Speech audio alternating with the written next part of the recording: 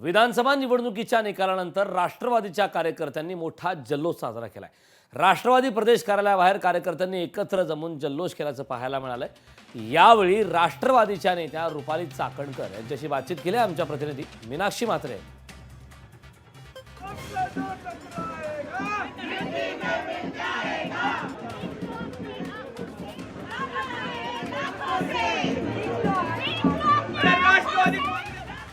विधानसभा निवडणुकीचा निकाल लागलेला आहे आणि महायुतीचा मोठा विजय झालेला आहे। त्यातल्या त्यात अजित पवार यांच्या 40 जागा ज्या आहेत त्या बहुमताने मोठा विजय प्राप्त झालेला आहे। माझ्यासोबत रुपाली चाकणकर आहेत। ताई, काय सांगाल? मोठा विजय आहे, दादांचा मोठ्या प्रमाणात विजय झालेला आहे। 20 देखील जागा येणार नसल्याची चर्चा होती, विरोधकांनी टीका केल्या। कसा आहे आजचा दिवस, काय सांगाल? महाराष्ट्राच्या जनतेने आदरणीय दादांना जो जनमताचा कौल दिलाय त्याच्याबद्दल सगळ्या लाडक्या बहिणी आणि महाराष्ट्राच्या जनतेचे मी मनापासून आभार व्यक्त करते।